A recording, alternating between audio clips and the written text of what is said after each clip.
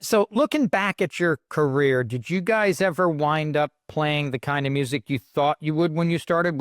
Or have you tried all the sounds you wanted to try, or are there more things you guys want to go, you know what, I kind of want to try this?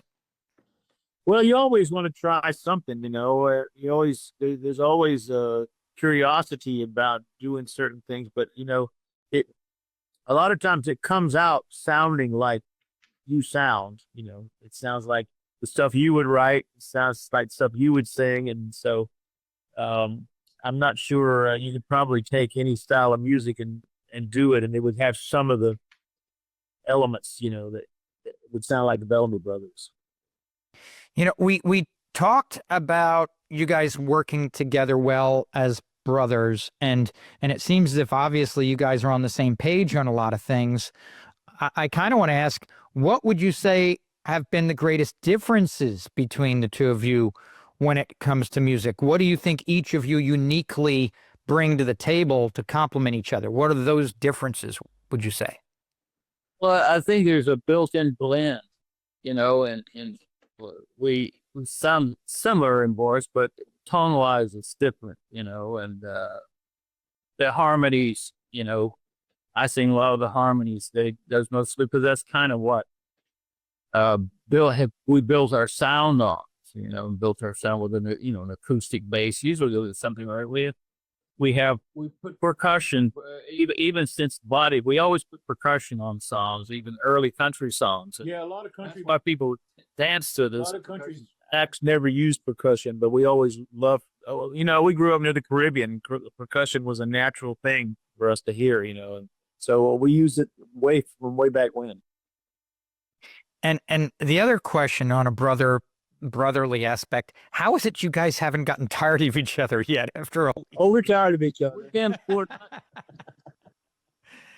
So, to wrap us up, I'd be remiss first if I didn't ask, how did your collaboration with DJ Otzie come about? Because I'll be working on that. yeah, if you look up your music on Spotify, your collaborations with him have really stormed up the streaming charts, and Not only probably, that, it probably brought your music to countless new people. Yeah, it did. And there's a lot of they just put out this European football album, and they included our version of Hey Baby with DJ Otzie. Then they play it in football stadiums in Europe, and in soccer stadiums. And we did an album with the fella in Switzerland, which we're going to see soon, called Zola. And they were trying to get us to do this. Well, we didn't know him that well. We met him, actually became really good friends with him. We cut a project together, sort of. He cut there, we cut here, and then he came over to finish up here. And the thing went double platinum. And we got to be really good friends with him. He come and stayed with us at the ranch. He's really great. So then the label goes, well, we need to do this over here with DJ Otzie. We didn't even have a clue who DJ Otzie was.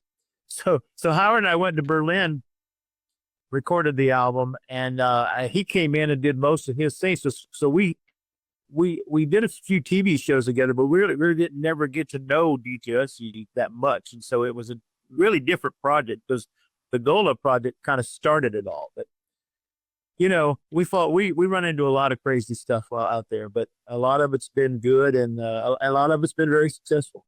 Well, I think it's cool that you guys are open-minded enough to do some of those things, because there are a lot of people who may be set a little bit in their ways, or may not want to have that level of crossover in that way, or have their music associated in a certain way. And I just think that's wonderful. And like I said, it breathes a whole new era of life into, some of these fantastic vintage songs.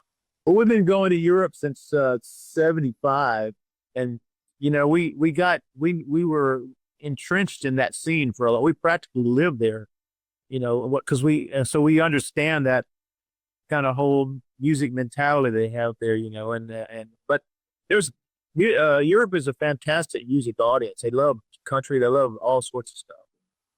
Now, let's talk about, you were talking about touring. Let's talk about your current tour schedule, because you guys are touring all over the place this year. What kind of stuff can people expect when they come see you guys this year? It's all the old hits. because most everybody just wants to hear all the hits. So I mean, we do play some new music as well, but we play a lot of hits, you know. So we try to get it, and inevitably we leave out something somebody wanted to hear because you just can't help it.